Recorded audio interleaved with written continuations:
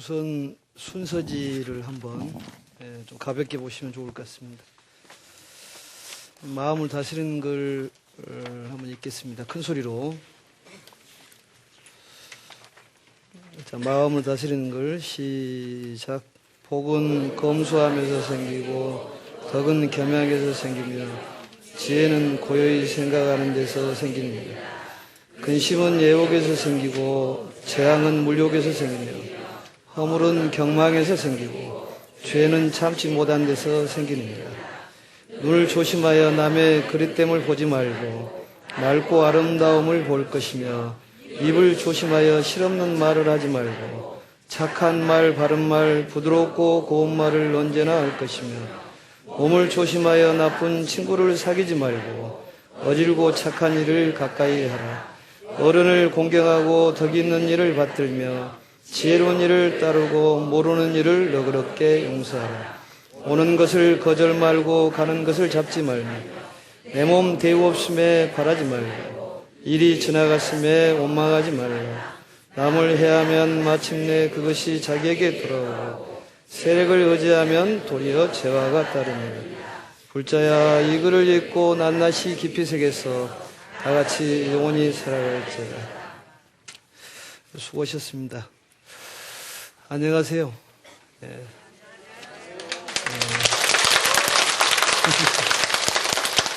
12월이 되면은 특히 수험생과 수험생 어머니들이 가장 힘드신 달이 아닌가 이런 생각을 해봅니다. 1년 동안에 저희 사찰에서도 수능 기도를 매일 사시에 나오셔서 기도를 하신 거 보면은 정말로 어머니는 여자보다 강하구나 이런 생각을 매번 그런 생각을 합니다. 또 대학이라는 데에 대한 우리의 어떤 갈망이라든지 또 여망이 많아서 또 그런 것 같습니다. 이 대학이라는 것이 우리나라에서는 인생의 중요한 관문인 것 같고 또 영국에서 모 유수에서 한국이라는 나라는 대학이 인생을 좌우하고 또 연봉을 좌우하는 참 이상한 나라다 이렇게 얘기할 정도의 대학에 대한 열의가 강한 것 같습니다. 오직 했으면 어머니들이 그런 애들에게 어떤 우유를 먹인다 하더라도 초등학교 때에는 이 서울 우유를 먹인답니다. 저도 듣는 얘기입니다만 또 이제 고등학교 들어가서 1학년 때에는 이제 한 연세 우유를 먹이고 2학년이 되면 또 건국 우유를 먹이다가 3학년 정도 되면은 또 뭐 삼육 두유를 먹인다나 어쩐다나 또 이제 3학년 후반기 정도 되면은 저지방 우유를 먹인다네요. 그만큼 이제 우리 부모님들이 대학에 대한 열망이 강하지 않나 이런 생각을 해봅니다. 수험생이 열심히 공부를 하다가 그 과로를 해가지고 쓰러졌는데 그 수험생이 염라대왕에게 앞에 섰었답니다.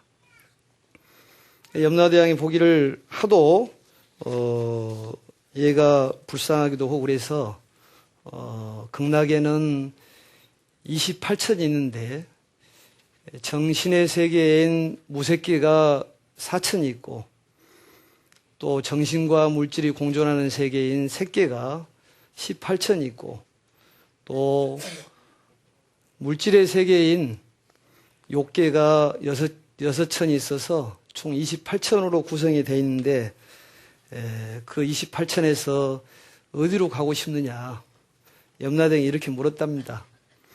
염라대왕이 물으니까 그 수험생 영가께서 하신 말씀이 미달이 어딘가요? 이러더라고요.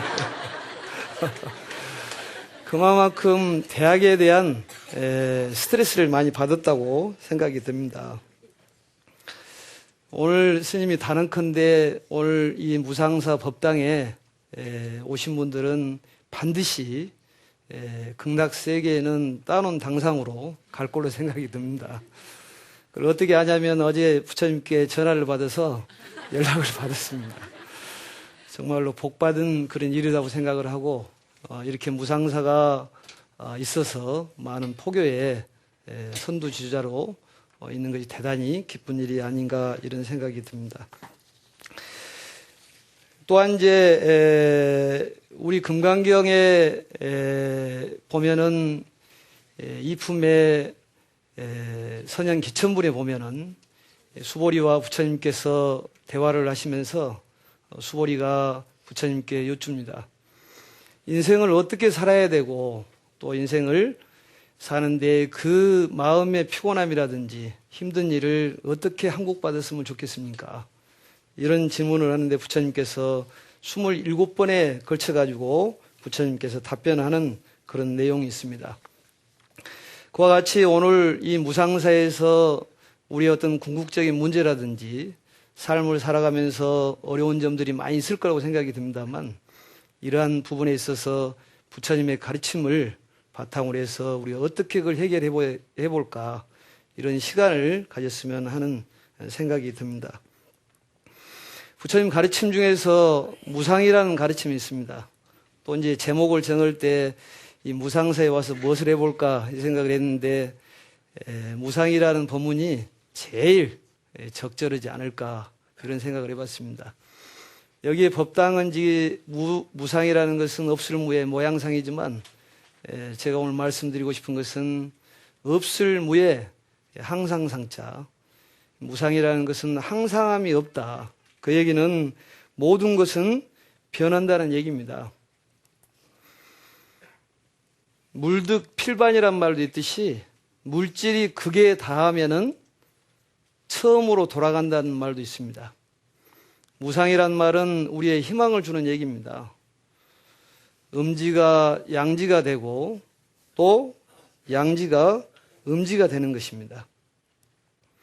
여러 가지로 우리가 생각을 해봐야 되겠습니다만 무상에 대해서 제 생각은 계절을 놓고 보더라 하더라도 봄, 여름, 가을, 겨울 이렇게 있듯이 허공에는 변함이 없지만 대지에는 사시사철이 있어서 봄, 여름, 가을, 겨울 이렇게 변한 것 같습니다.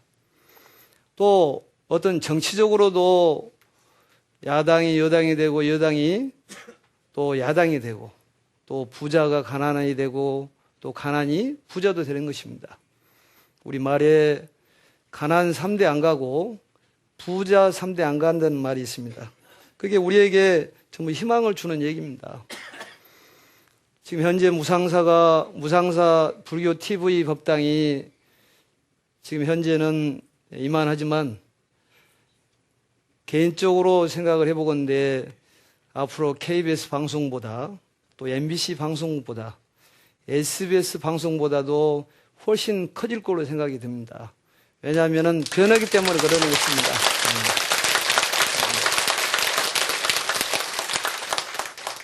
이 부처님의 가르침을 보면 그 84,000의 법문이 이 삼법인, 사법인을 배경으로 하고 있습니다. 이 사법인의 무상과 무아를 알면 열반적정이요. 무상과 무아를 모르면 일체개고라겠습니다. 모든 것은 변한다는 것이죠.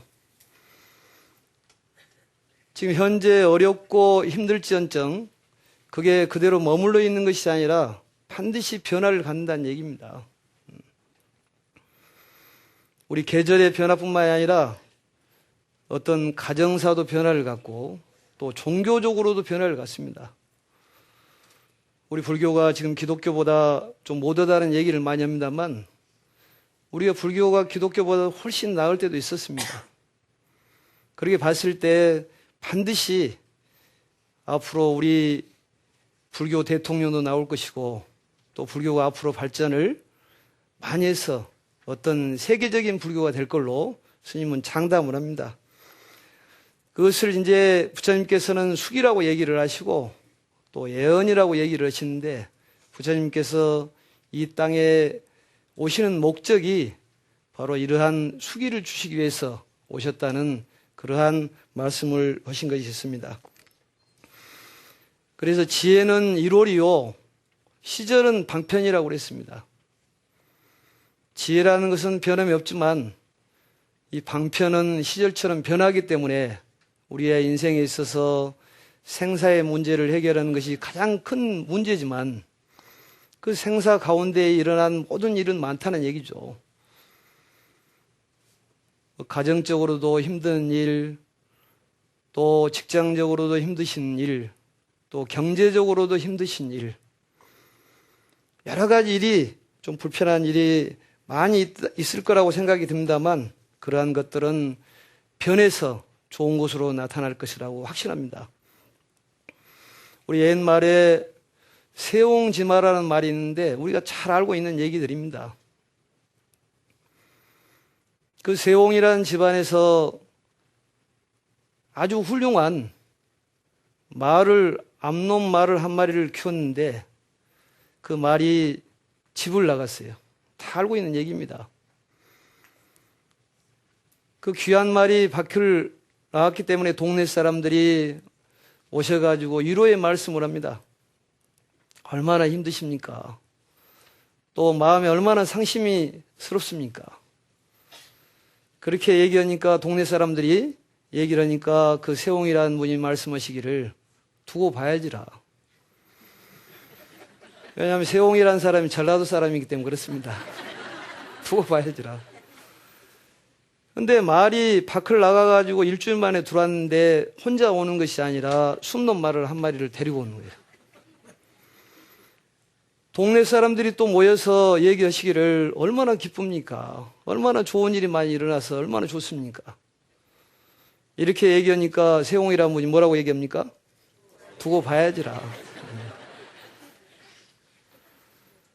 그런데 그 5대 독자로 있는 아들이 말을 타다가 말에서 떨어져 가지고 다리가 부러졌어요. 그래서 동네 사람들 또 와서 얼마나 또 상심스럽습니까? 그 귀한 5대 독자가 말에 떨어져서 다리가 부러졌으니 이거 얼마나 마음이 상심스럽습니까? 이렇게 물으니까 세옹이라는 사람이 또 뭐라 했을까요? 두고 봐야지라. 두고 봐야지라. 그래서 또 그 마침 징병이 내려서 전부 군대를 가면 90%가 다 죽게 생기는 거예요. 근데 말에 떨어진 세옹이라는 5대 독자는 군대를 안 가게 됐단 말이죠. 또 얼마나 또 다행한 일입니까? 그래서 사람들이 또 와서 또 얼마나 다행한 일이요, 기쁘고 감사하는 일입니까? 또 그렇게 얘기하니까 또 뭐라고 그래요? 두고 봐야지. 두고 봐야 된다는 얘기입니다. 왜 그러느냐? 두고 봐야 한다는 얘기는 결과적으로 잘 될 수도 있고 못 될 수도 있습니다. 두 가지의 어떤 뜻이 있습니다. 그러지만은 두고 봐야 한다는 얘기입니다. 금강경에서도 단멸상을 내지 마라고 그랬어요. 어떤 인생이 끝났다. 이제는 없어졌다. 이게 아니라 없어지면 다시 생기는 것이고 생기면 없어지는 것입니다. 그 이 세상의 진리인 것입니다. 부처님의 가르침이 우리에게 희망을 주는 것은 절대 지금 현재에 안주하지 말고 집착하지 말아라는 거예요.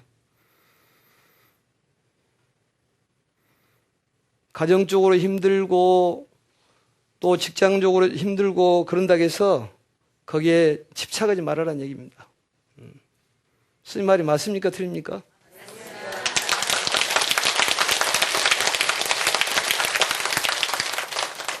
스님은 맞는 얘기만 계속 합니다, 원래. 한번 이것 한번 해봅시다. 우리가 전라도 말로 얘기해야지만이 맛이 있기 때문에 두고 봐야지라. 스님이 선창을 하면 뒤에 두고 봐야지라 이걸 한번 해봅시다. 자, 가난도 얘기하면 뒤엔 두고 봐야지라 이렇게 한단 말이죠. 가난도, 부자도, 자식도, 남편도, 아내도, 할 것이 너무 많습니다만 오늘 이 법회에 우리가 두고 봐야 될 일이 많기 때문에 단정을 짓지 말라는 거죠. 어떤 미인의 척도도 앞으로 변화를 가져서 달라질 거라고 생각합니다. 무상하기 때문에 그렇다는 것이죠. 지금 현재 쌍꺼풀이 있는 미인 시대라고 얘기할지 모르지만 스님이 단언컨대 10년 이내로 쌍꺼풀 없는 미인 시대가 열릴 거로 생각을 합니다. 쌍꺼풀 할 그 돈이 있으면은 그 돈을 아껴서 불교 TV ARS에 전화를 넣으시는 것이 가장 훌륭하지 않는 생각이 듭니다.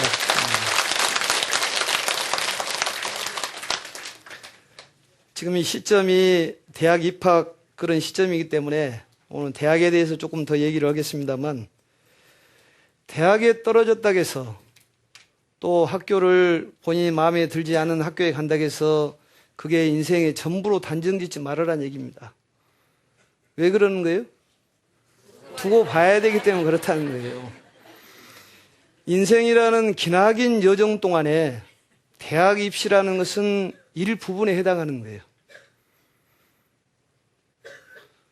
또 우리가 살고 있는 지금 현재의 위치도 역시 마찬가지로 단정 짓기는 어렵다는 얘기입니다. 마라톤 선수가 42.195km를 가면서 10km를 빨리 간다고 해서 그 사람이 1등이다. 20km를 빨리 갔다고 해서 1등이다. 이렇게 보기 어렵습니다. 오늘 저도 여기 방배동 불교 TV까지 오면서 맨 처음에는 잘 이게 나가더라고 보니까. 근데 가다가 나중에 좀 밀리더라고요. 또 맨 처음에 밀리다가 나중에 풀릴 수도 있는 것입니다. 요즘에 자살에 대한 얘기를 많이 합니다만 하루에 35명, 약 35명씩 자살을 해서 1년이면 약 한 15,000명이 자살을 한답니다. 불교인들은 무상을 알기 때문에 절대 자살을 하지는 않지만 자살을 한 사람의 그 마음이 오죽했으면 자살하겠지만 끝이라고 생각하기 때문에 자살한다는 거죠. 절대 이 세상은 끝이 없습니다. 우리 몸이 입제가 되면 그걸 생일이라고 그래요. 몸이 회항을 하면 그걸 제사라고 그랬습니다. 이 몸뚱아리 물질적인 것은 변화를 해서 다른 몸으로 다시 태어나지만 또 다른 몸으로 태어날 수 있는 거예요. 이 몸뚱아리에 대한 무상함을 얘기하는 것입니다. 물질은 생로병사를 한다고 그랬어요. 우리 마음이라는 것은 생주이멸을 하지 않습니까? 생기면 달라져서 머물러가지고 달라져가지고 멸하는 거예요. 사람 마음이라는 것이 고정적으로 있지를 않다는 얘기입니다. 변한다는 거예요.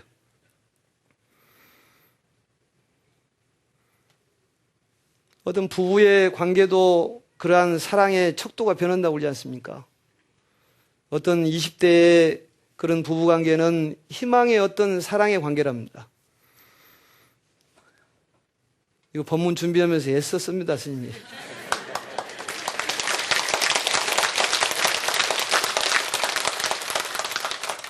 또 30대의 부부 사이는 예술적으로 사랑을 한다네요, 그게. 뭔 소리인지 잘 모르겠습니다만. 또 40대의 사랑은 좋아요. 또 50대의 사랑은 동행이요. 60대의 사랑은 의리로 살아준다네요, 의리로. 70대는 주책으로 사랑을 하는 것이고 80대는 치매로 사랑을 한다는 거예요. 그렇게 사랑이라는 것도 자꾸 변화를 갖는다는 것이죠. 무상함을 표현한 것입니다. 뭐 부부가 50대까지는 아주 사이좋게 잘 살았는데 60이 되고 70이 돼서 매일 싸우더랍니다. 그런데 어느 날 갑자기 서로 사이가 금실이 너무 좋아지는 거예요. 그래서 왜 그런고 여기 조사를 해봤더니 치매가 와서 서로 새 것으로 알더라는 거예요.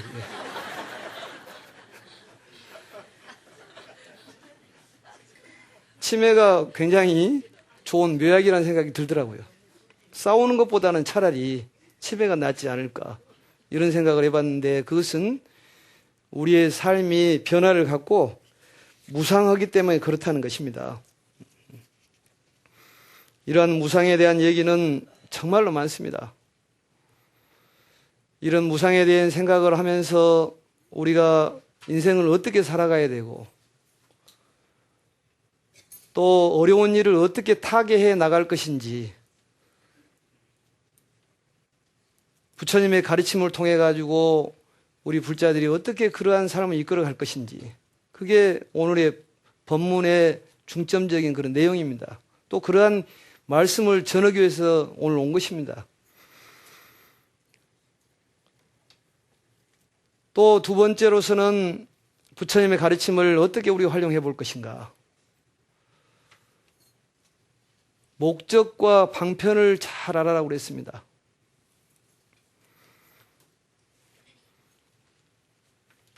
목적이 뭐고 또 방편이 뭐냐. 자꾸 부부 얘기를 합니다만 우리 가정이라는 것은 대단히 중요한 그러한 어떤 공동체라고 생각이 듭니다. 이런 얘기를 내가 가끔씩 묻습니다. 부부싸움을 하는 목적이 뭔가요? 목적이 뭔가요? 목적이 뭐예요? 잘 살기 위해서 싸운다는 것이죠. 싸우는 것은 방편이고 수단이요. 싸우는 목적은 잘 살기 위해서 그러는 거예요. 그렇다면 싸우다가 문제가 생겨서 도장 찍게 생겼으면 어떻게 해야 돼요? 싸움을 해야 될까요? 안 해야 될까요? 그만해야 되는 거예요. 말씀들은 대답은 잘합니다. 실천을 못해서 문제죠. 목적과 방편에 대해서 우리가 뚜렷하게 알아야 됩니다. 우리가 사찰이라든지 이러한 법당을 도량이라고 얘기를 합니다. 도량이란 말은 도장이라 그런 얘기입니다. 한자를 보면. 도장에서는 무엇을 해야 되느냐? 부처님의 말씀을 듣고 이해하고 또 사유를 해보는 거예요. 또 수습을 하는 거예요. 듣고 이해하고 또 생각을 해서 자꾸 익히고 익혀야 된다는 얘기죠. 반복적으로 익히는 그런 도량이 도장인 것입니다. 도장에서 연습을 해서 실전에 가서 쓰는 거예요. 절에 와서 보시를 연습을 해보고 또 말을 하는 것을 연습을 해보고 또 양보하는 것을 연습을 해보고 연습을 해서 실전에 써본다 그런 얘기죠. 절에 와서 과일을 올리고 또 사과를 올리고 뭐 귤을 올리고 여러 가지 떡을 올리고 우리가 부처님께 불공을 드립니다. 그걸 연습을 해서 정말로 시어머니하고 문제가 생기면 시어머니의 불공을 드리는 거예요. 그걸 가르쳐줬더니 실전으로 해봤답니다. 어떤 보살님이. 스님 말이 맞는지 틀린지.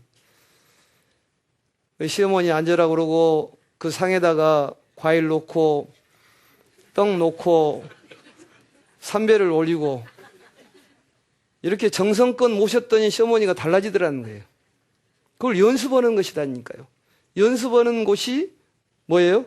도량이라는 거예요. 어떤 보디빌더가 근육을 하나 만들고 알통을 만드는데 약 4,000번의 반복을 해야지만이 만들어진대요. 한 번 해가지고는 그게 안 된다는 거죠. 사람도 역시 반복적인 학습이 필요하다는 거예요. 동물들도 조련을 시킬 때 반복적인 학습을 통해서 조련을 시킨답니다. 싱가포르에 가면은 거기는 천연 자원이 부족하기 때문에 여러 가지를 연구를 해가지고 서비스 쪽으로 발달되어 있답니다. 거기에 가면은 구간조를 이렇게 훈련을 시키는 곳이 있답니다. 구간조회를 훈련을 시키면 구간조가 한국 사람 같이 생기면은 한국 대답을 하는 거예요. 안녕하세요, 안녕하세요 하고. 미국 사람이 영어로 얘기하면 영어로 대답을 하는 거예요. 훈련을 반복적으로 시키니까 되더라는 거죠. 그래서 하도 신기해서 젊으신 분이 우리 어머니에게 그 구간조를 갖다 주면은 심심치 않고 어머니가 잘 노시겠다 생각하고 150만 원을 주고 그걸 샀답니다. 사서 미리 택배로 보내고 나중에 이제 비행기 타고 와서 어머니를 찾아뵙고 어떻게 잘 구간조 잘 노냐고 물었더니 어머니 하신 말씀이 참 맛있더라. 잘 먹었다.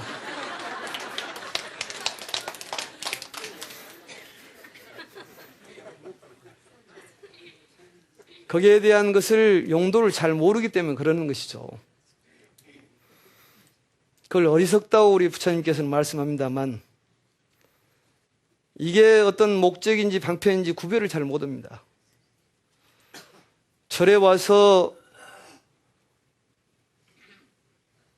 과일을 올려놓고 떡을 올려놓고 우리가 기도를 해서 복을 받을 수도 있습니다. 그렇지만 우리 마음속에 어떤 것을 심냐에 따라서 달라진다는 것이죠. 부처님께서 맨 처음에 이 세상에 나오실 때 뭐라고 얘기하셨냐면 천상천하 유아독존 삼계 계고 아당한지라고 그랬습니다. 그것은 너가 주인이다. 이걸 말씀하시는 거예요. 마지막에 돌아가시면서도 그와 같이 말씀하셨어요. 자등명, 법등명, 자귀, 법귀. 너가 주인이다. 모든 것은 내가 만들어낸다는 얘기입니다. 도량을 통해서 내 마음속에 뭘 품냐에 따라서 닭의 알을 품으면 닭이 나올 것이요. 오리의 알을 품으면 오리가 나온다는 것이죠. 그걸 닦는 거예요. 그게 도량이라는 거예요. 보시를 배우고 또 우리가 초를 올리고 향을 올리는 것은 나를 태워야지만이 세상을 밝힐 수가 있지 않습니까? 그게 보살정신입니다. 도량에서 그러한 것들을 배우는 거예요. 그래서 이러한 습관을 들이는 것이 이 도량이라고 생각하시면 됩니다. 그래서 우리가 마음에 두고 있는 것들을 이 법당에 오셔가지고 자꾸 연습을 하고 또 연습을 하고 정말로 관세음보살님의 마음인 짠한 마음을 자꾸 가져서 정말로 짠한 마음을 가지면은 우리가 화가 나지를 않습니다. 이 화라는 근본적인 것을 보면은 화라는 것은 왜 납니까? 내 마음대로 안 되면 화가 나는 거예요. 화가 안 나려면 어떻게 하면 돼요? 네 마음대로 하면 화가 안 납니다. 그것을 조금 수준 있게 얘기하면 자비심이라고 그래요. 스님은 그냥 짠한 마음이라고 그렇게 얘기합니다. 화를 내지 않는 방법에 대해서 뭐 책이 수십 권을 나오고 또 그 수십 권을 봐야지만이 화를 안 내는 것이 아니라 부처님의 가르침인 그 가르침 하나만 딱 알면 되는 거예요. 그냥 자비심만 가지면 됩니다. 전라도 말로 얘기하면 뭐라고요? 짠한 마음이에요. 짠한 마음.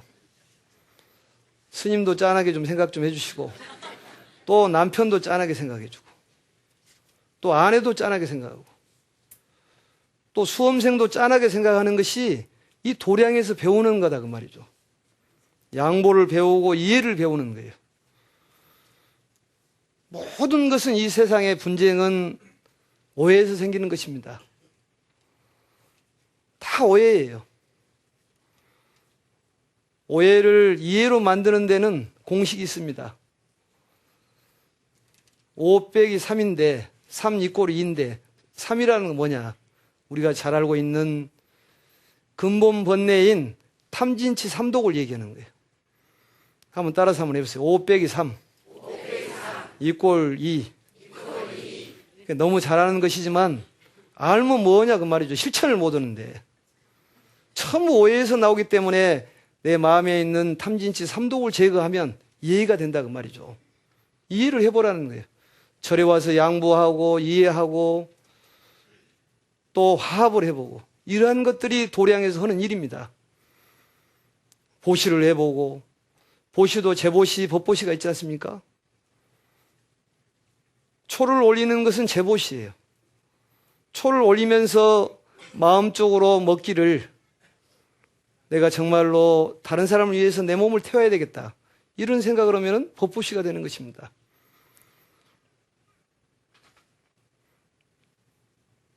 법보시가 더 훌륭합니까? 제보시가 더 훌륭합니까?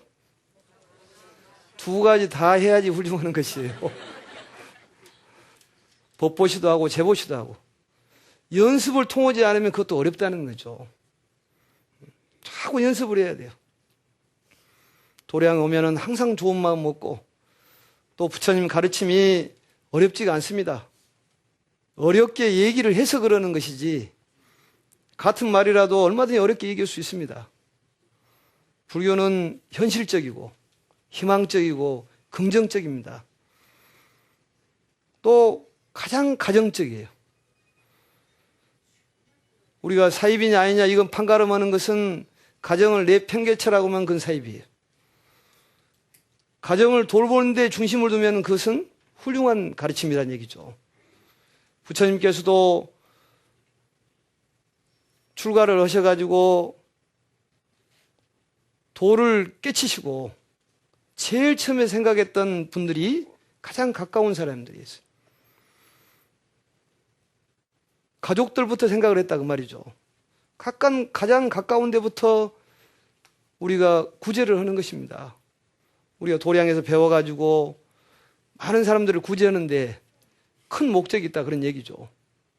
금강경에서도 보시에 대해서 삼천, 대천, 세계를 그 칠보로 가득 채워가지고 보시를 하는 것보다도 부처님의 말씀을 한 말씀이라도 내 것으로 만들어서 다른 사람에게 설하는 것이 그의 공덕이 크다.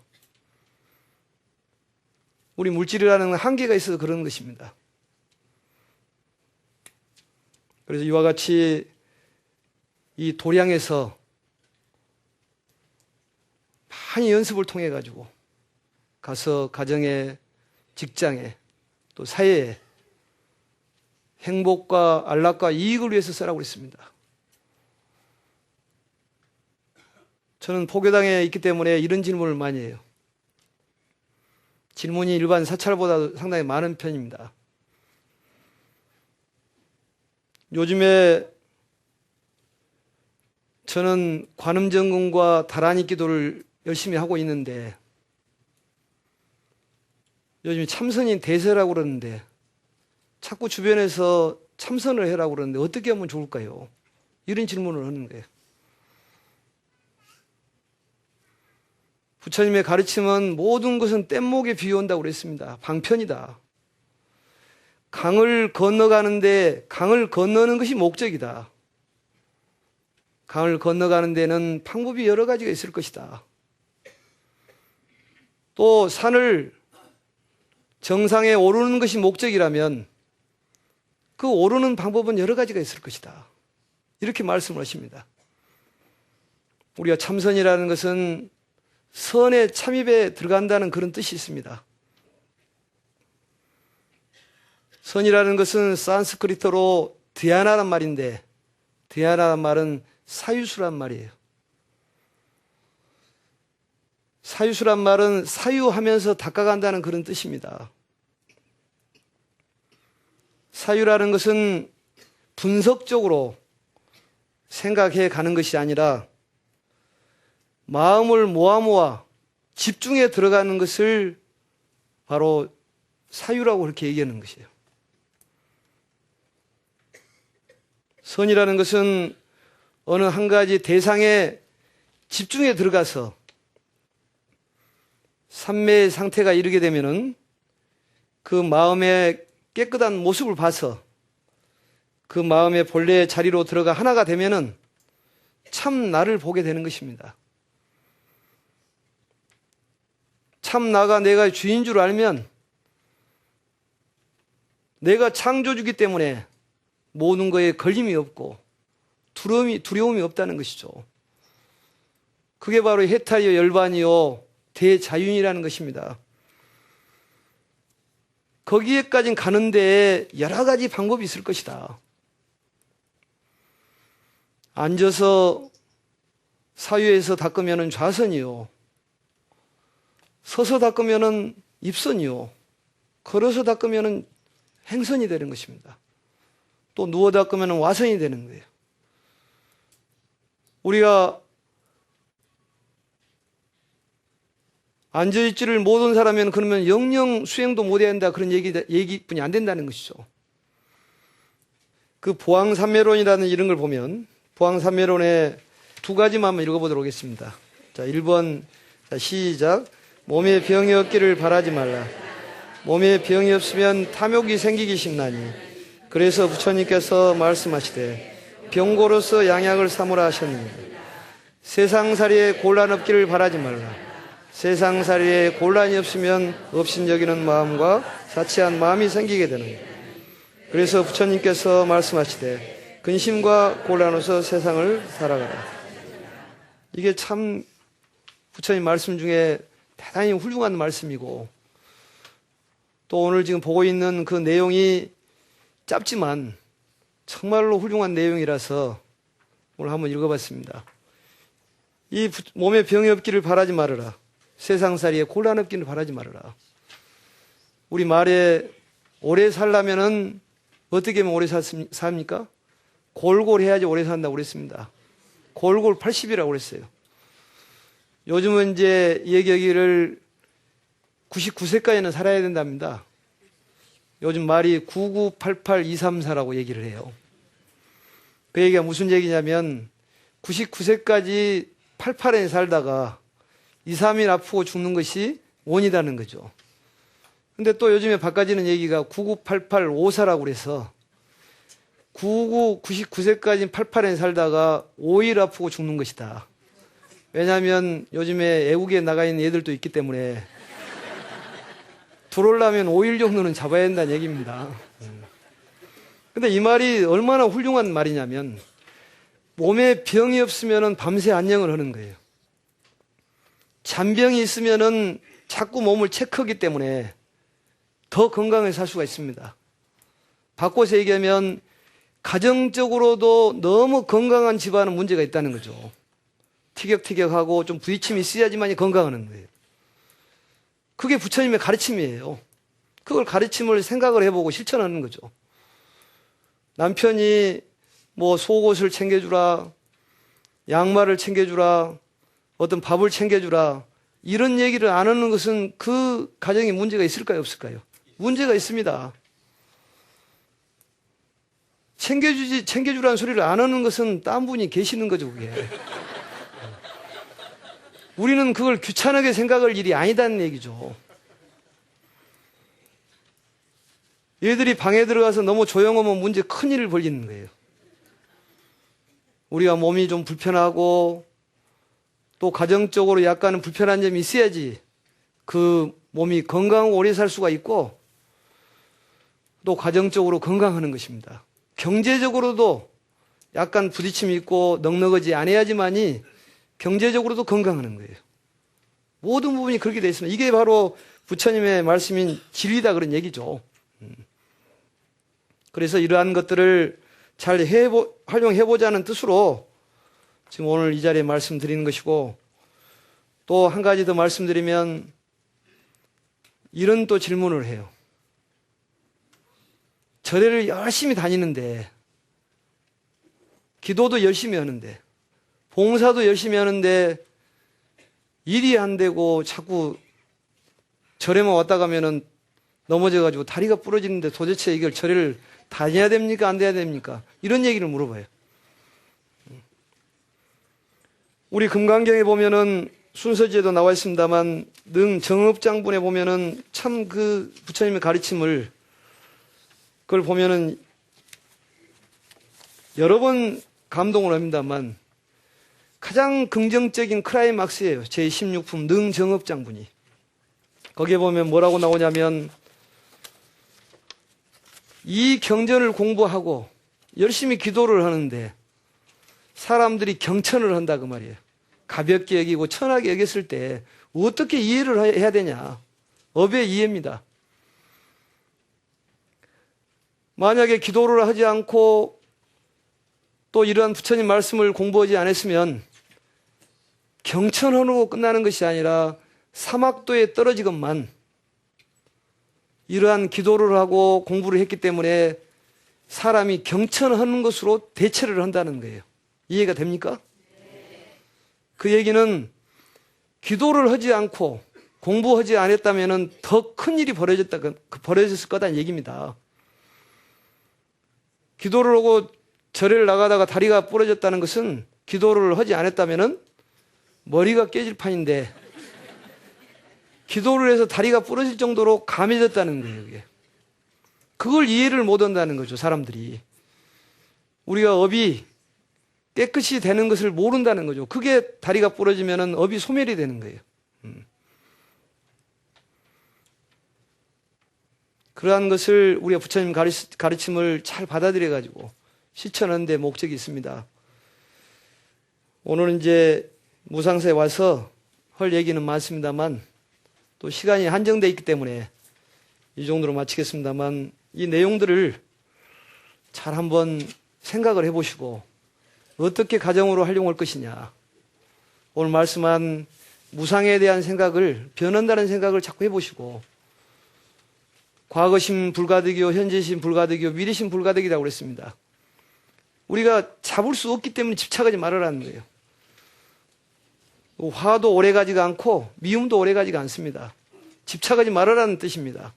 그걸 잘 활용할 생각을 좀 해보시고 또 두 번째 목적과 방편에서 우리가 도량에 와서 어떻게 해야 되느냐, 또 부처님의 가르침인 오종수행을 어떻게 활용해 봐야 될 것이냐, 또 부항삼멸의 내용을 또 어떻게 활용을 해봐야 될 것이냐, 또 부처님의 가르침인 금강경의 내용을 잘 어떻게 활용을 해서 우리가 정말로 이해를 잘 해봐야 될 것인가, 이런 생각을 해보신다면 정말로 뜻깊은 그러한 이 무상사 일요법회가 아닌가 생각이 듭니다. 이러한 부처님의 가르침인 이러한 경전을 잘 받아가져서 정말 이 추운 날씨에 건강 조심하시고 또 행복하시 바라겠습니다. 네, 감사합니다.